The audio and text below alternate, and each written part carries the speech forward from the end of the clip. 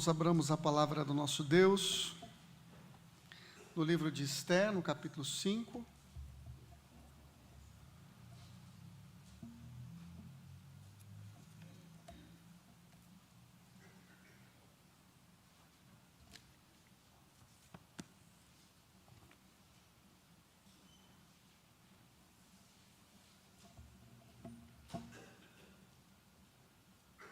Esté, capítulo 5.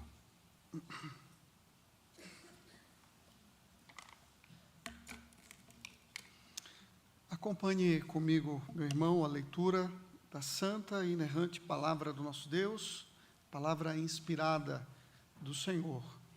Assim, o nosso Deus nos diz: ao terceiro dia, Esté se aprontou com os seus trajes reais e se pôs no pátio interior da casa do rei, defronte da residência do rei. O rei estava assentado no seu trono real, fronteiro à porta da residência. Quando o rei viu a rainha Esté parada no pátio, alcançou ela favor perante ele. Estendeu o rei para Esté o cetro de ouro que tinha na mão.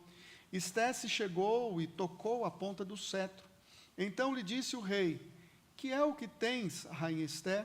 Ou qual é a tua petição? Até metade do reino se te dará.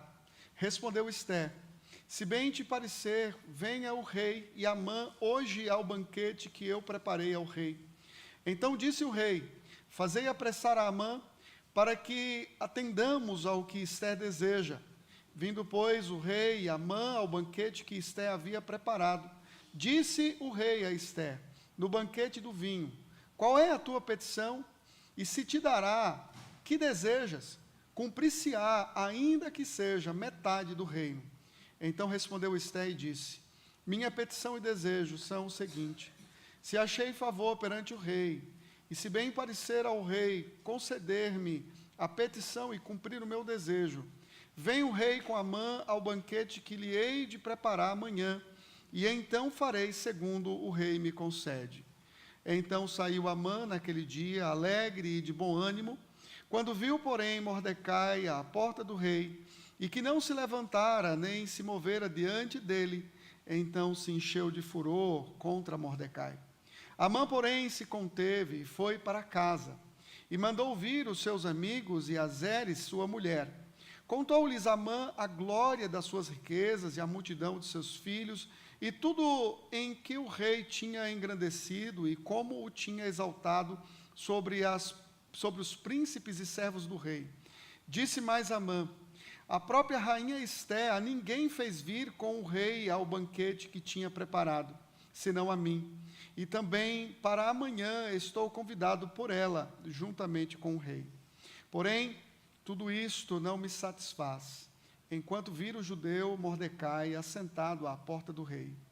Então lhe disse Zeres, sua mulher e todos os seus amigos: faça-se uma forca de 50 côvados de altura, e pela manhã dize ao rei que nela enforquem Mordecai. Então entra alegre com o rei ao banquete. A sugestão foi bem aceita por Amã, que mandou levantar a forca. Até aqui a leitura da bendita palavra do nosso Deus, meus irmãos. Vamos orar mais uma vez e pedir a direção do Senhor sobre nós. Oremos. Nosso Deus e Pai, como é precioso, como é bom e agradável estarmos unidos aqui como igreja do Senhor, juntos, debaixo da Tua autoridade, debaixo da Tua bênção, debaixo das Tuas asas, da Tua presença gloriosa.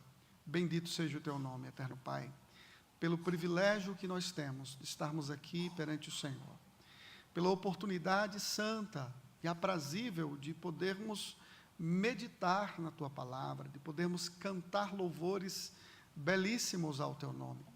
A Ti, ó Deus, toda honra e glória, a Ti toda exaltação. O Senhor é merecedor da nossa satisfação, o Senhor é merecedor do nosso louvor, do nosso reconhecimento. Por isso, Pai Santo, reconhecemos que a nossa vida só tem sentido no Senhor, reconhecemos que necessitamos da Tua voz, necessitamos da Tua orientação e direção. Fala, Senhor, ao coração do teu rebanho, ao coração do teu povo, pela tua palavra que foi lida, será explicada e aplicada ao nosso coração. Edifica-nos, fala-nos, é o que desejamos, é o que suplicamos ao Senhor, no nome de Cristo Jesus, para a tua glória. Amém.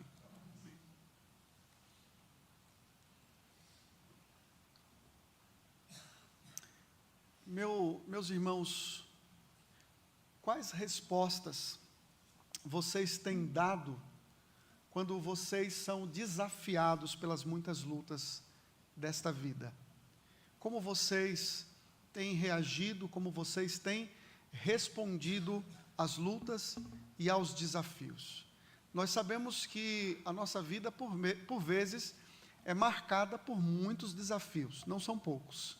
Dia a dia, semana após semana, nós somos desafiados de forma menos intensa, às vezes de forma mais intensas. E a pergunta é: qual resposta você tem oferecido às suas lutas e às suas batalhas? Veja que Esther, vimos na semana passada que ela não deu uma resposta passiva, ela não ficou passivamente, vivenciando os problemas, lá no palácio, escondida aos problemas. Houve um momento que ela precisou reagir, ela precisou dar uma resposta diante dos desafios, ou diante do desafio que se apresentava diante dela. Esther deu uma resposta, ela saiu da passividade e respondeu de forma confiante e corajosa do Senhor. Pense no Senhor Jesus Cristo. O Senhor Jesus Cristo também, ele teve que dar uma resposta à sua missão e aos desafios que ele tinha pela frente. Esther, no momento difícil, que precisava coragem da parte dela, ela primeiramente orou, ela primeiramente jejuou, ela primeiramente buscou em oração ao Senhor. E é exatamente o que você precisa fazer quando você é desafiado. Você precisa orar a Deus. Você precisa buscar a Deus em oração. Mas a pergunta é: só isso? Você só deve orar? Enquanto os problemas estão surgindo, estão tão fortes na sua vida, você deve se manter de joelhos? Você deve permanecer ajoelhado diante do Senhor? Isso é a primeira coisa que você precisa fazer. E se colocar de joelhos diante de Deus é essencial para a sua vida. O Senhor Jesus Cristo também se colocou de joelhos quando ele precisava cumprir a sua missão. Mas ele não se manteve apenas de joelhos. Teve um momento que ele se levantou e partiu para tomar o cálice que estava reservado para ele.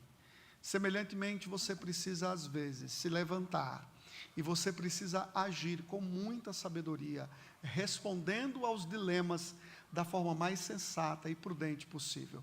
É isso que Deus espera de você, meu irmão, que você dê uma resposta aos desafios que a vida impõe sobre você. Veja, foi exatamente o que Esther fez.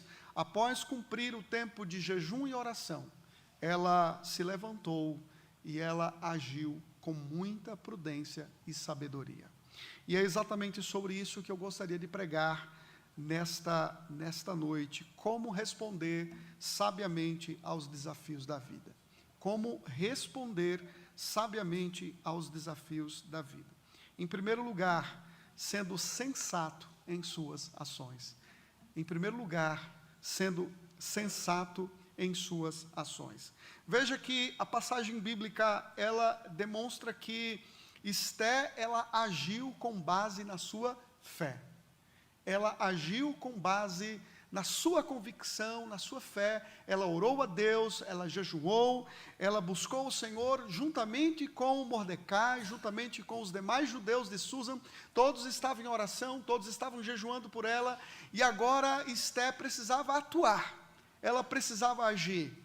Ela não foi tomada pelo medo, ela não foi paralisada pelo medo, mas ela precisou se vestir com seus trajes reais. Ela se colocou no interior do pátio, onde estava o salão do rei, o trono do rei, e foi exatamente isso que ela fez. A coragem que ela teve para se colocar diante do Senhor ou diante do rei Assuero, foi o que a capacitou a fazer o seu pedido na hora certa e no momento certo concedido pelo Senhor. Mas o que nós encontramos aqui no versículo 1 é uma mulher de fé, é uma mulher que se coloca diante de Deus, e uma mulher que age com base na sua fé e na sua convicção de Deus. Matthew Henry diz algo muito interessante a respeito disso. Ele diz: quando o coração é engrandecido na comunhão com Deus, torna-se ele destemido na obra e nos sofrimentos para a sua causa, para a causa de Deus. Quando o coração é engrandecido na comunhão com Deus. Olha que coisa preciosa. O seu coração é engrandecido na comunhão com Deus. E quando você se coloca diante de Deus em oração e comunhão, você se sente mais encorajado para lidar com as aflições da vida, com as lutas e com os desafios. As lutas estão aí, meus irmãos, todos os dias e todas as semanas. Você não pode reagir de forma passiva às lutas que você enfrenta. Por vezes você precisa dar uma resposta. E a sua resposta tem que ser uma resposta sensata a tudo isso. E você não dará uma resposta sensata se você não agir com base na sua fé. Se você não agir com base na sua convicção acerca do Deus soberano que você serve, do Deus que é Senhor do universo e do Deus que age para a sua glória. Esté agiu na dependência de Deus, ela agiu com coragem. É como você, quando se converte ao Senhor Jesus Cristo, você, quando é convertido ao Senhor, você tem um novo desafio pela frente, viver de forma diferente, e você age na força do poder de Deus, capacitado pela graça, capacitado pela comunhão com o Senhor. Você consegue dar as melhores respostas aos desafios desta vida quebrada e arruinada pelo pecado.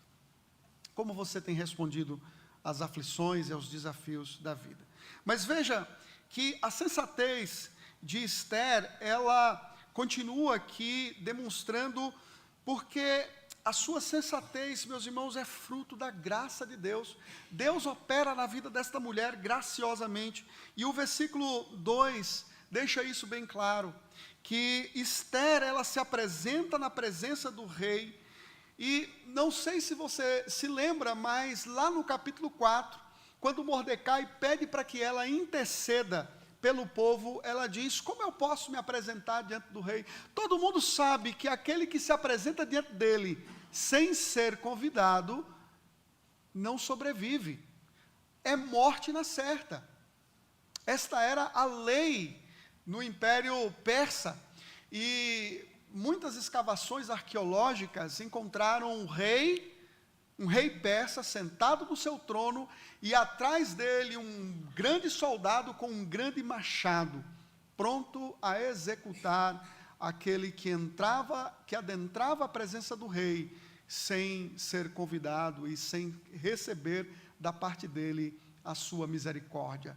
E aqui o que nós encontramos é Deus agindo secretamente, graciosamente, e fazendo com que esta mulher experimente a sua graça bendita, né? Porque na hora que ela se apresenta perante o rei Assuero, ele estende o seu cetro, e ela então toca no seu cetro, e ela encontra favor diante do Senhor. Não se surpreenda, meu irmão, se você atuar com muita fé em Deus, na comunhão com o Senhor, e você experimentar diariamente a graça do Senhor na sua vida, dos momentos mais inusitados, naqueles instantes que você não espera. Na verdade, você não sabe o que pode acontecer com você diante das suas ações, diante das suas respostas.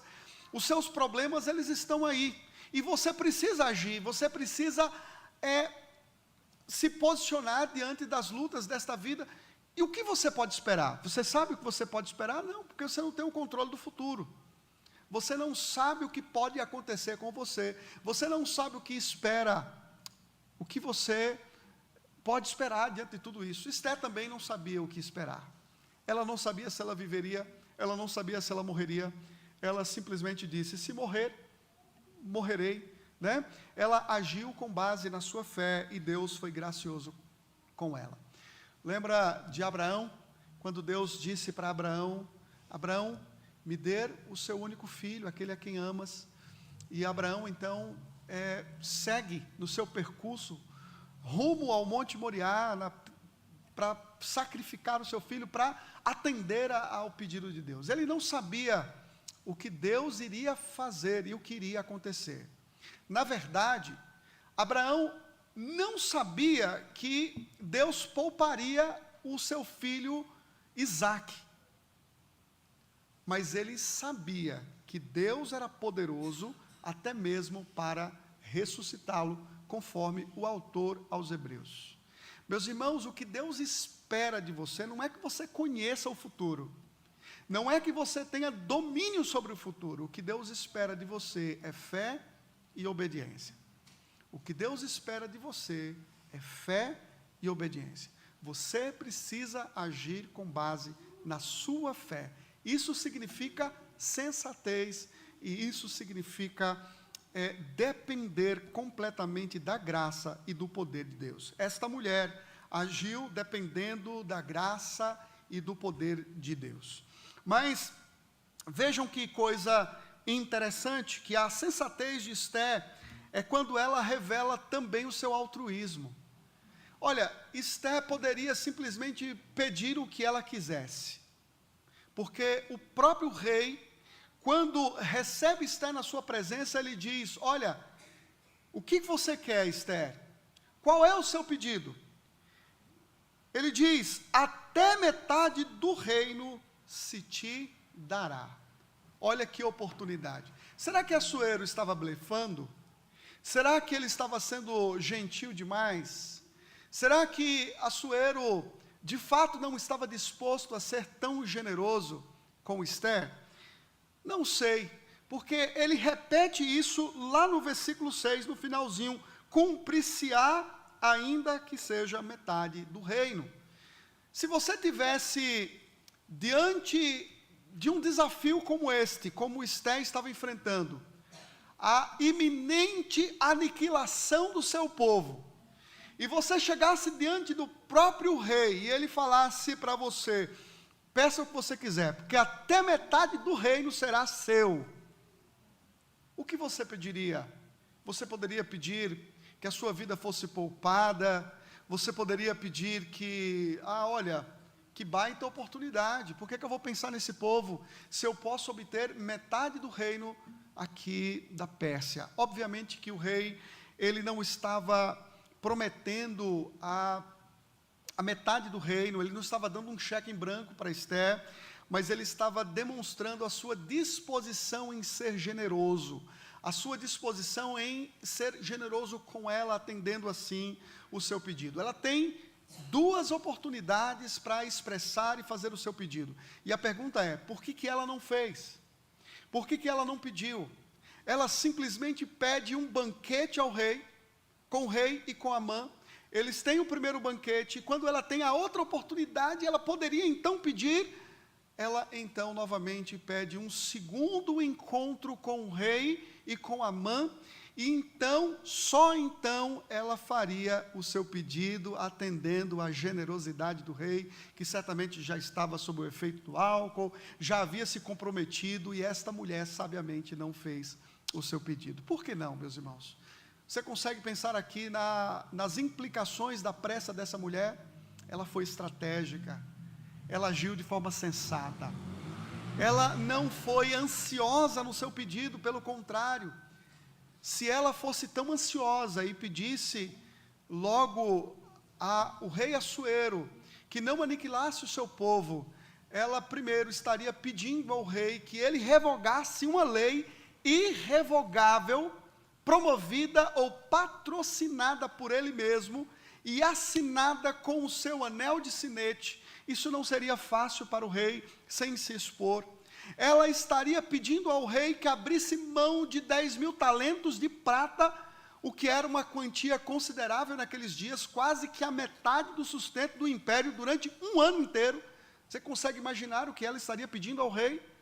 Que ele abrisse mão de um recurso muito grande, muito grande, mas ela também estaria pedindo para que o rei se expusesse, e se expusesse ao vexame, inclusive porque ele mesmo havia autorizado esta ação, este decreto para a aniquilação do povo da aliança. Mas tem uma outra coisa muito importante aí que estava em xeque. Se Esté tivesse imediatamente pedido a Assuero que não aniquilasse o seu povo, ela teria que revelar a sua identidade judaica, o que ela não tinha feito há quase 5 anos. Isso poderia ser complicado. Portanto, isso tudo enaltece a sabedoria desta mulher. Meus irmãos, como Deus é incrível, não é? Deus, de fato, é sábio e é tremendo. Porque Deus pega uma mulher que está escondida lá no castelo, uma mulher que é tão insignificante lá no castelo, no primeiro momento, 5 anos sem atuar, e agora, então, Esté, depois de confrontada pelo seu tio Mordecai, ela se apresenta não mais como Esté, ela se apresenta como a rainha Esté. Esté sai dos bastidores para se tornar a heroína da história, usada por Deus, para a glória de Deus, e esta mulher tem a oportunidade de fazer algo, mas ela não faz de forma precipitada, ela faz de maneira muito prudente e muito sensata diante de Deus. O seu atraso no pedido não foi um nervosismo dela, ela não estava agindo de forma emocional, pronto ou prestes a se desmoronar, pelo contrário, ela estava agindo de forma estratégica, ela estava se valendo da estratégia deliberada, de um coração sensato e dependente da presença de Deus. Você, meu irmão, precisa planejar os seus conflitos. Você muitas vezes terá que dar uma resposta como Daniel, uma resposta direta, simples, franca. Muitas vezes a sua resposta vai ser como os amigos de Daniel: fica tu sabendo, ó rei, que se você quiser nos matar, você pode nos matar, mas nós não adoraremos você. Nós não adoraremos você. Esté, de forma diferente de Daniel e de seus amigos, ela age de forma prudente, ela não é direta, ela não dá uma resposta pronta naquele momento, ela não diz exatamente o que fazer, e é assim que muitas vezes você vai ter que agir no seu casamento, você vai ter que agir no seu trabalho. Você não poderá dar uma resposta direta, porque você sabe que se você der uma resposta direta naquele momento, você vai prejudicar a dinâmica da sua vida ali no trabalho, a sua vida no lar. Num diálogo com o seu marido, você vai ter que ser extremamente estratégica, você vai ter que planejar a conversa, você vai ter que planejar como lidar com aquelas lutas e com aquelas aflições da casa. Você também, marido, você vai precisar saber como agir dentro de casa, e você vai ter que planejar suas ações. Você não poderá ser direto.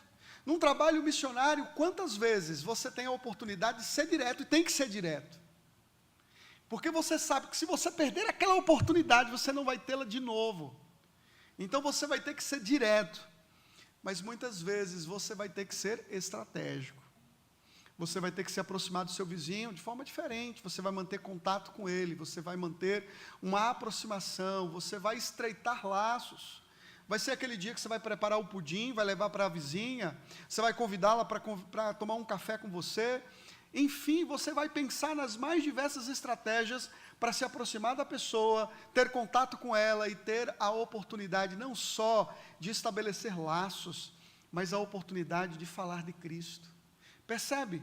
Ser estratégico na vida é uma necessidade. Agir de forma prudente é uma necessidade em muitos casos. Em muitos casos. Você precisa entender isso, que você tem que enfrentar as aflições e os desafios da vida com muita prudência. Você não pode ser paralisado.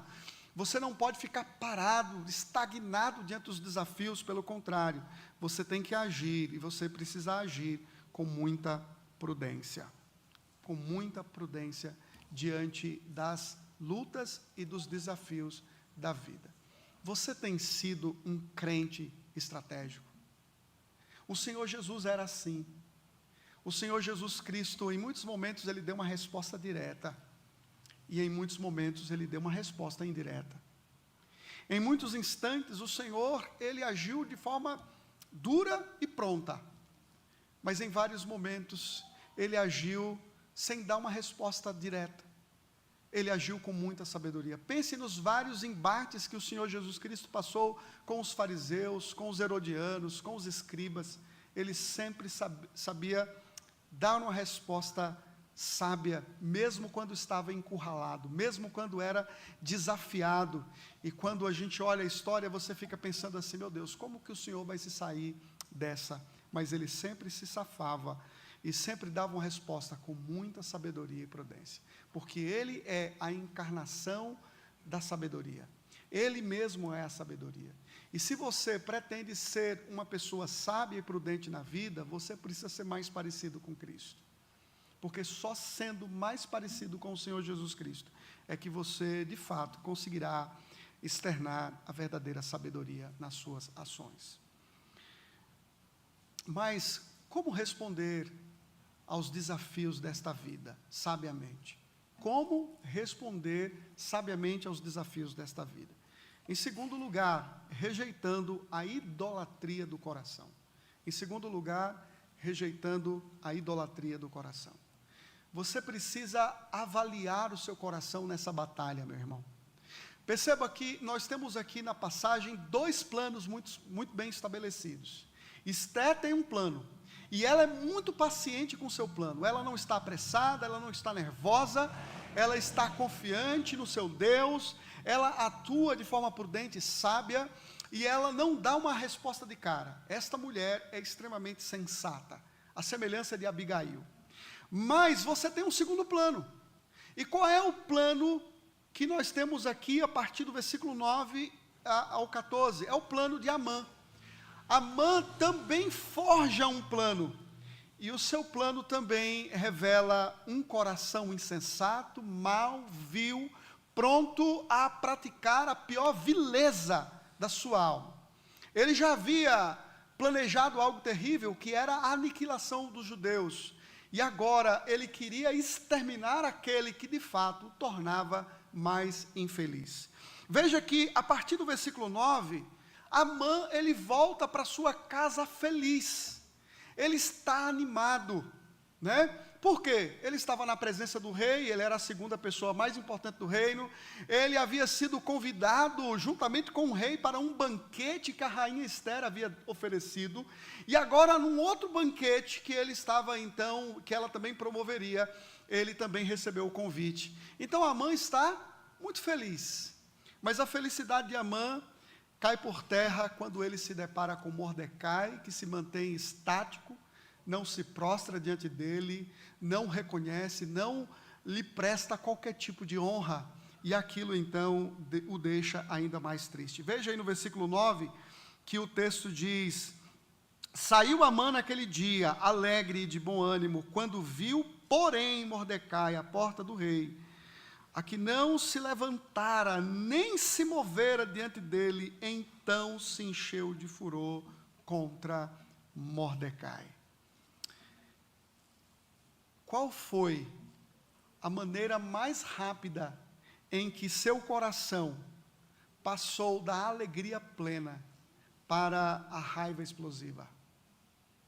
Qual foi a maneira mais rápida em que você passou da alegria plena para a raiva explosiva? Seus sentimentos diante dos desafios da vida, como você responde emocionalmente às aflições, revela a que Deus você serve.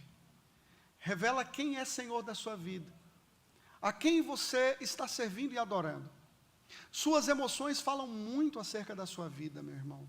Como as emoções de Amã falavam bastante da vida dele. Nenhuma honra seria suficiente para Amã, porque o seu orgulho queria mais e mais. Esse era um homem sedento, era um homem que não se contentava apenas com a honra que recebia do rei, não se contentava apenas com a honra que recebia da rainha, ele queria mais, ele desejava mais, porque o orgulho humano, ele é insaciável, ele não consegue se alimentar e se satisfazer. Portanto, a idolatria no coração, ela não pode ser alimentada. Ela não pode ser alimentada, pelo contrário, ela tem que ser matada, ela tem que ser aniquilada, porque se você não mata a idolatria do seu coração, ela vai tornar você mais vazio, ela vai tornar você mais ingrato, ela vai tornar você mais insaciável. Absolutamente nada nesta vida vai conseguir saciar o seu coração, enquanto você estiver apegado aos deuses do seu coração. Não há espaço para um outro ser no seu coração, a não ser o nosso Deus, porque Ele é suficiente para saciar a sua alma. Todo pecado é idolatria, porque todo pecado é um exercício de confiança em algo ou alguém que não é o único Deus. Coloque isso na sua cabeça. Todo pecado é idolatria diante de Deus, porque você está deixando de confiar e de se satisfazer no único e verdadeiro Deus, para se satisfazer naquilo que não pode, de fato, satisfazer, saciar e abençoar o seu coração. O pecado é a forma mais rápida de usurpar a alegria, de roubar a alegria do seu coração. Você quer ver uma coisa roubar a alegria do seu coração? É esta palavrinha chamada pecado. Ele vai roubar a alegria da sua alma, ele vai roubar a alegria do seu coração. E veja que, olha que coisa interessante o nosso texto. O texto diz que Amã, ele vai para sua casa, e ele procura consolo entre os seus amigos e com a sua mulher. E Amã, ele então reúne todos em torno dele, e ele então passa a falar de quem? De quem que Amã passa a falar? Ele passa a falar dele mesmo. Ele começa a falar das riquezas, né? Da glória das suas riquezas, da multidão dos seus filhos, das suas promoções recebidas perante o rei. Ele fala que ele foi o único no reino a ser convidado ao banquete perante Assuero e Esté, e ele não só foi convidado, ele foi convidado a retornar. Olha quantas glórias, seus muitos filhos, suas muitas promoções, as muitas riquezas e glórias que havia recebido. Mas o versículo 13, meus irmãos, ele é impactante, porque o versículo 13 diz assim: porém, tudo isto não me satisfaz, enquanto vir o judeu Mordecai assentado à porta do rei. Nada disso é suficiente, nada disso importa enquanto Mordecai estiver sentado, e enquanto Mordecai não me der o prestígio que eu mereço, o prestígio que é meu por direito. Amã não só queria prestígio, Amã se via como um homem de prestígio, um homem digno de prestígio. Esse era o grande problema. Mas quando os seus deuses não eram alimentados, a sua reação era explosiva, com ira e com as piores atrocidades. O caso de Amã é um estudo de caso para você e para mim. Amã é um estudo de caso para a avaliação do nosso próprio coração. Será que nós reagimos aos problemas desta vida com uma ira desproporcional? Será que as nossas reações são desproporcionais ao que nós enfrentamos e experimentamos nesta vida? Quando que o seu coração fica mais triste? Quando que o seu coração fica mais insatisfeito? Quando que o seu coração reage de forma tão inadequada aos problemas da vida, seja no seu casamento, no seu trabalho, na educação dos seus filhos, aqui na igreja especialmente? Quando que o seu coração reage de uma forma que você fala assim: meu Deus, eu estou constrangido com a minha forma de ser, ou de pensar, ou de fazer? Será que quando os seus projetos não são atendidos, quando a sua vontade ela não é feita. Você reage bem? Você consegue compreender que Deus, Ele está dando uma outra direção e que aquilo que você pensava ser o melhor, de fato se confirmou não ser o melhor? Porque muitas vezes nós ficamos aborrecidos, nós ficamos tristes quando a nossa vontade não é feita. E quando nós reagimos assim, nós estamos dizendo que a vida tem que gravitar em torno do nosso ego. Que tudo na vida está centrado em mim, que eu sou o centro de tudo e de todos, que eu preciso sentar no meio dos meus amigos, eu preciso sentar no meio da minha família, e eu tenho que dizer que enquanto meu ego não é satisfeito, nem mesmo os meus filhos me satisfazem. Olha a loucura que esse homem falou. Nem a multidão dos seus filhos era tão importante quanto ver Mordecai exterminado. Nada disso era suficiente, enquanto esse tal de Mordecai permanecesse estático diante dele, e não lhe desse a dignidade que ele achava ter. Meus irmãos, avaliemos o nosso coração nessa vida, avaliemos o nosso coração nos desafios que nós lidamos, porque por vezes ele vai se revelar, querendo ser alguém, querendo ser alguma coisa à parte do próprio Cristo. Se o seu coração deseja ser alguma coisa à parte do próprio Cristo, então é hora de você confrontá-lo. É hora de você confrontá-lo, colocá-lo contra a parede e matar aquilo que pode usurpar a verdadeira alegria da sua alma, a verdadeira satisfação. Os problemas, os dilemas, eles não podem roubar o coração, a alegria que você tem em Cristo Jesus. Consegue identificar agora a diferença dos dois planos? O primeiro plano era altruísta. O primeiro plano não pensava em si mesmo. Pensava no povo de Deus, pensava na glória de Deus. O segundo plano pensava única e exclusivamente no ego, em mim. Quando Zeres e os demais amigos dão a Amã a ideia, olha, o que você vai fazer? Se é isso que te deixa infeliz, então você vai construir uma forca de 22 metros, é o equivalente aí a 50 côvados, mais ou menos 22 metros.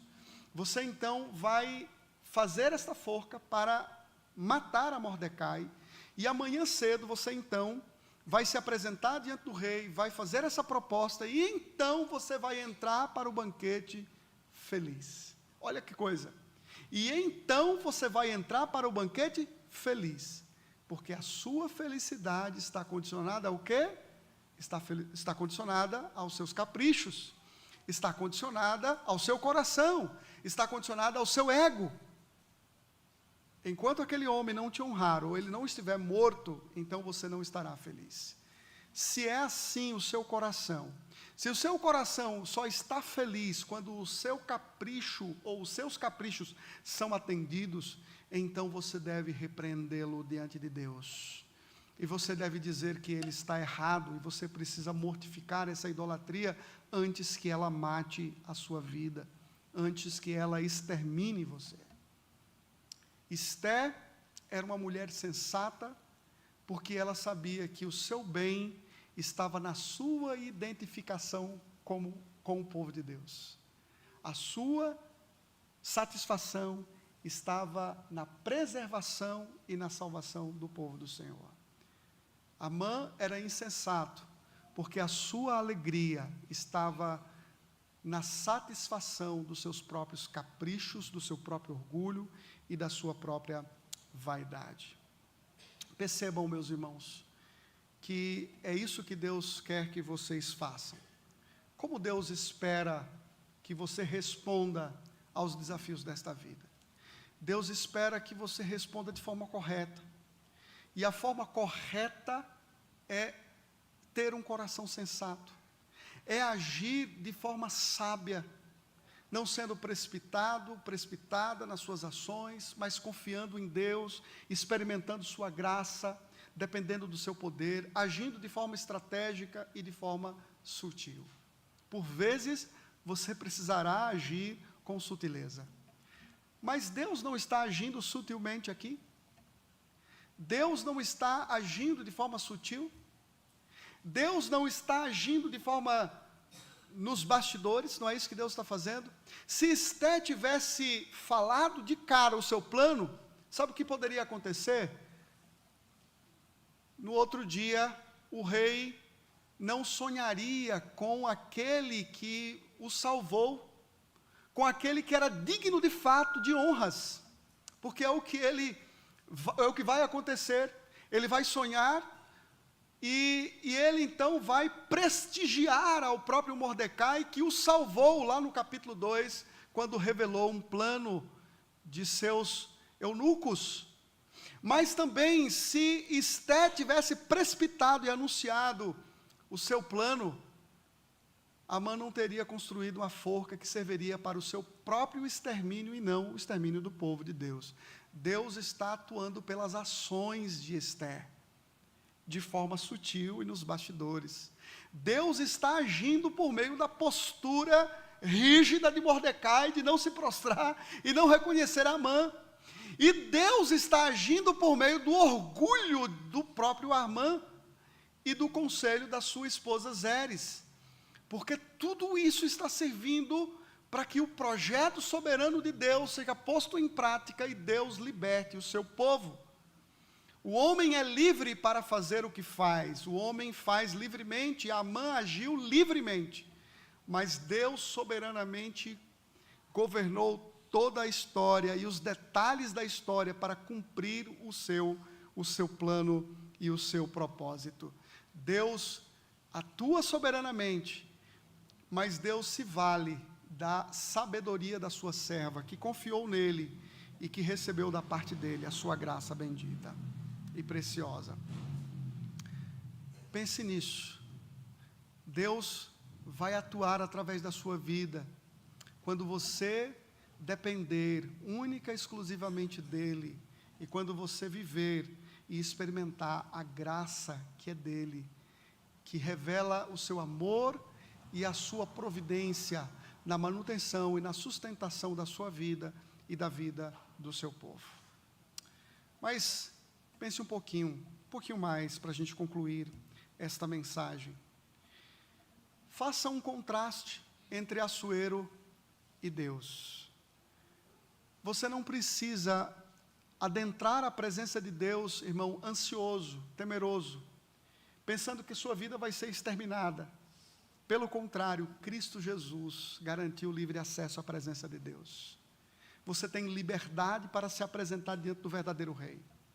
Você tem liberdade para orar sem medo de ser consumido, sem medo de ser destruído, sem medo de ser exterminado. Deus não precisa das suas estratégias para que você se apresente diante dele. Pelo contrário, ele te deu liberdade para buscá-lo. Mas isso não foi de graça, isso teve um alto preço. Jesus Cristo pagou o que você deveria pagar, ele pagou a sua dívida. E porque ele pagou alto preço, você tem liberdade para se apresentar diante de Deus.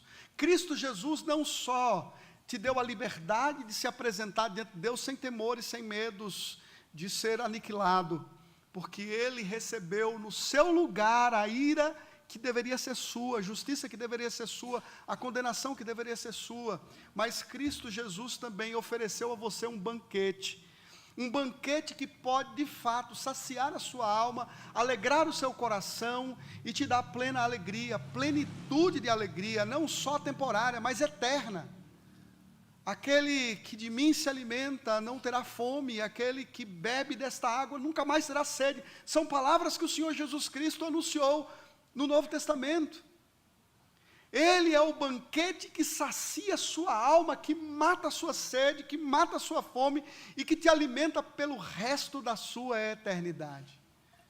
Se Cristo é tudo o que você tem, tudo que você precisa, por que você quer mais alguma coisa?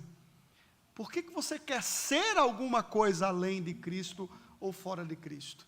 Veja, quanto mais você busca satisfação fora de Cristo, mais fome você vai passar, mais sede você vai ter, e mais vazio você vai encontrar no seu coração, mais aprisionado aos seus ídolos você estará, e mais infeliz você permanecerá.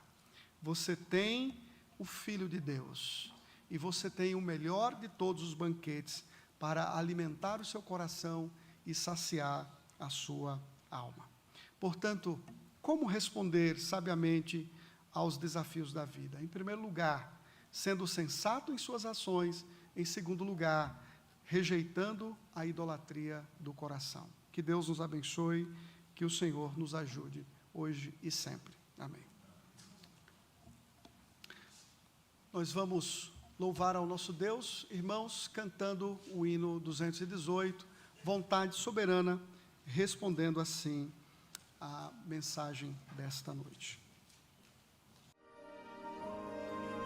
In Christ alone, who took on flesh, fullness of God in endless babe, this gift of love and righteousness, scorned by the ones he came to save.